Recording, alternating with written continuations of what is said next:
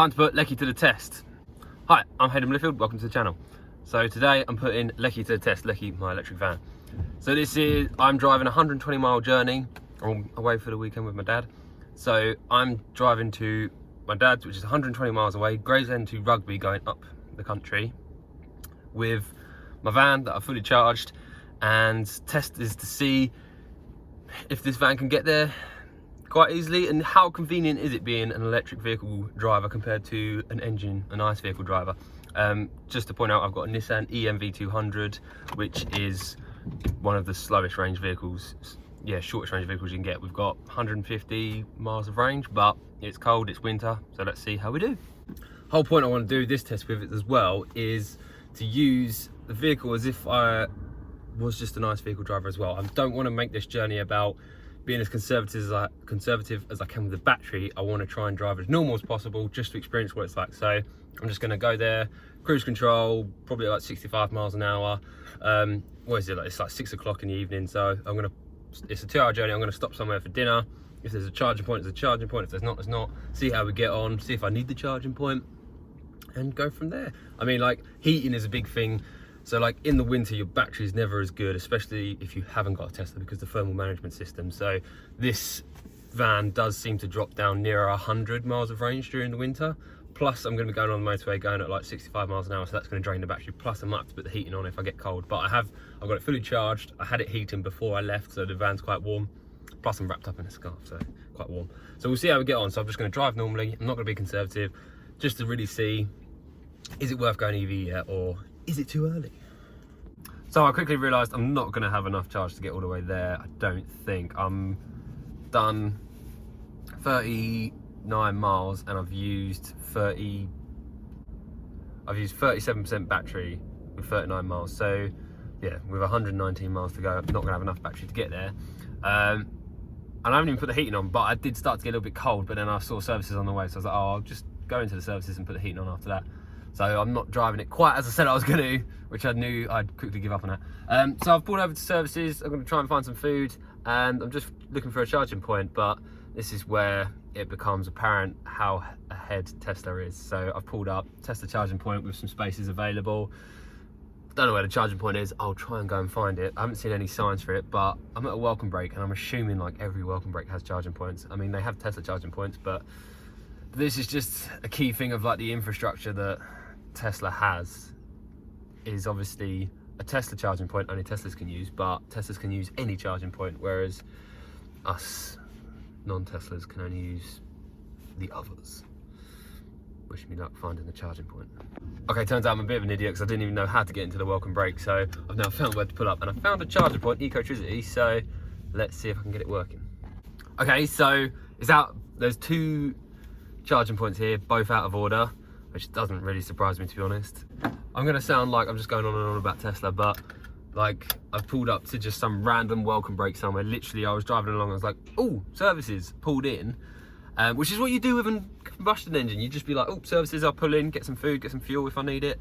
But also one thing to point out as well with a Tesla is that I wouldn't need to find a charging point, because I'd have enough range to get 120 miles away with no problem at all. Whereas I'm in a van that has substantially less charge and a substantially smaller battery.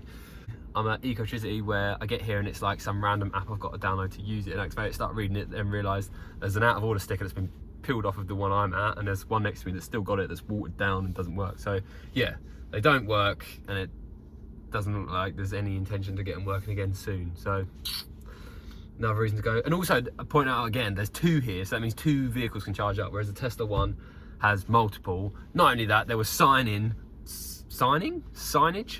for the Tesla one. As soon as you pulled into welcome break, Tesla charging this way. Whereas I had to drive around until I could find these. So I'm gonna get back on the road. Can't have the heating on because I don't know if I'll actually be able to get there now. Let's go. Okay, found another services. I was starting to get a bit panicky because it's like 0 degrees now. So I was driving along and literally I was just seeing the miles go down and my battery drop. And it got to about 30%. Found another services luckily, and pulled over. I've never heard of the company, I can't remember what it's called, IUNT or something, over there, but there's a load of construction, so you can only access a couple of them. But they had the funny old chargers, but they were 150 kilowatt charging, so pretty quick. There was a chap in a Mach-E that was explaining how it works to me, because it's funny. The charging point was a different shape. I'll show you a video because I just pulled up to another ones that had the same. But yeah, he was like, oh, it's super duper 150 charging. I was like, oh, half as fast as a Tesla then. He didn't seem to like that comment. But yeah, so then I found a Gravesend charging point literally around the corner, and they had the same funny controllers, but then I managed to find one that's like a fast charger for my van, which is probably like 25 kilowatts, but who knows. So I'm charging now, time to eat. So I had some more annoyance on my journey. When I checked the sat-nav earlier today, I had 3 options of where to go, and the fastest route was the shortest at the time. And then when I've actually left, I left the house, and it then said about, oh, we'll put you on the fastest route, which is 30 miles longer. So it was like 150 miles or something. So then I changed it, came out and like put the address back in, chose the shortest distance but was longer, and now where I've stopped at my services, made the phone calls and stuff, had dinner, checked where I am, and I'm actually well out of my way, and I've now added 30 miles onto my journey because the sat-nav automatically updated while I was going along at some point. So I've now come well out of my way. Yes, it saved me 10 minutes apparently on my journey, however it's added 30 miles. So here's me thinking that I'd managed to rinse through 70% of my battery with 60 odd miles. I may have actually done 80 miles, so that's better to know, I guess, but that's a pain in the ass. But I've got to say though, I've pulled over, so like on the subject of, I think I'm halfway through this journey, or just over half. If you've got a Nissan e-NV200, no offense to Nissan, but like you can't use this van to go across the country. Like I've not had the heating on, I'm freezing cold. I have pulled over and charged it up on a 60 kilowatt charging point, and I've been in there for 40 minutes, like used the services and everything, had dinner, but I'm not even sure I've got enough battery that I can start putting the heating on and like drive nicely or faster. I'm having to go at like 60 miles an hour, if that. Can't use cruise control because it uses more battery, can't have the heating on, and it's 0 degrees, I'm freezing. Anyway, let's get back on the road. Got myself charged up now. I've spent £6.66 and I've got 90% battery, so I should be okay to get myself there. I've got 60 miles to go and it's telling me I've got 113, but that'll soon wear it down. Hopefully I can have the heating on now. I'm freezing cold, I'm gonna get driving. So I've made it now. I've got 30% battery left, so I used another 70%. So in total, it's 140% of my battery has been used to get here. But I'm now gonna go to Scotland and have a holiday. So bye. Hello. So we're now on the drive back. Been to Scotland for the weekend. It was very nice. Thank you. Great trip. It did rain a lot, but nice to be there. I've been like around the world. I've been to Australia, but I've never been next door. So I've now finally been to a neighbouring country in Scotland. And driving back, very different experience so far. For one, it's actually daylight when I've left, which is nice. But I'm driving back and it is warmer, so it's like 5 degrees rather than 0, which has made a significant difference.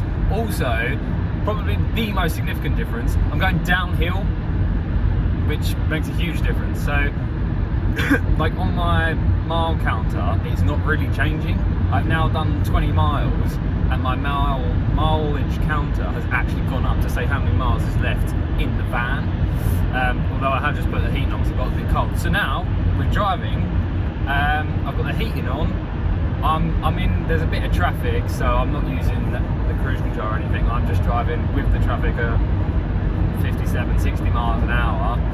And so far we've done 20 miles and I've used 16% of the battery, so pretty good going. So I might actually, I'm quite interested to see if I can get all the way home on a single charge with the heating on. So that will be 119 miles with the heating on in December at 5 degrees in a Nissan e-NV200 in a van.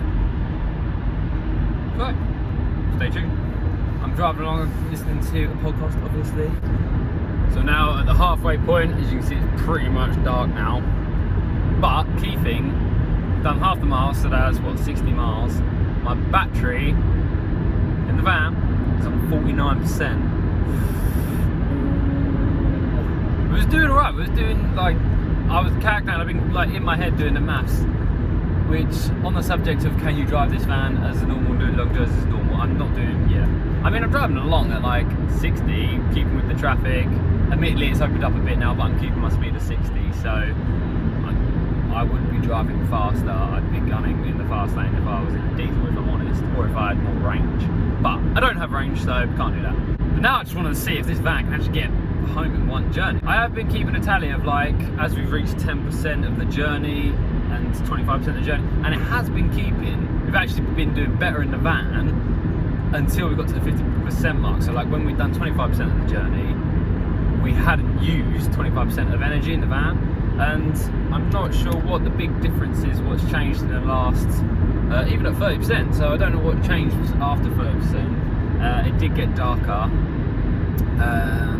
we did do a bit of uphill, I don't know, but we'll see how we get on as we go along.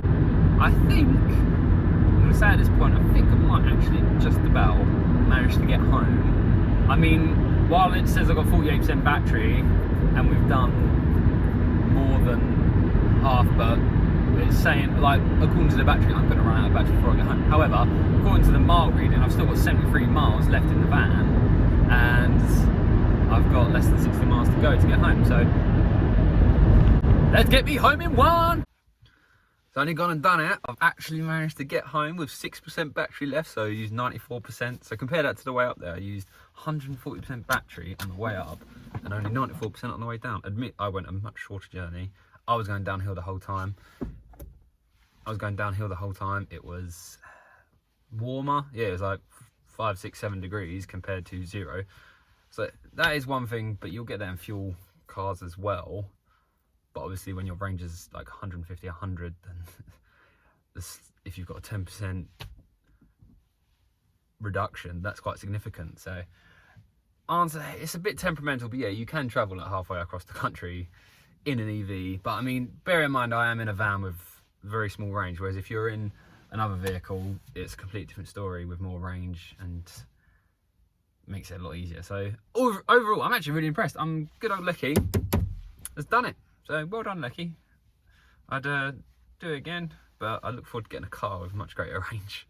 The other thing I've got to point out with the drive back is that I had the heating on more or less the whole time. Like, I didn't use cruise control because of how much traffic there was, and I was constantly having to move in and out of it. So that didn't really impact it. But having the heating on, and I just had it, like, I'd get hot and then I was just like too hot, so I'd turn it off, and then just as and when I needed it, had it on. So really good, really impressed, and EVs of the future.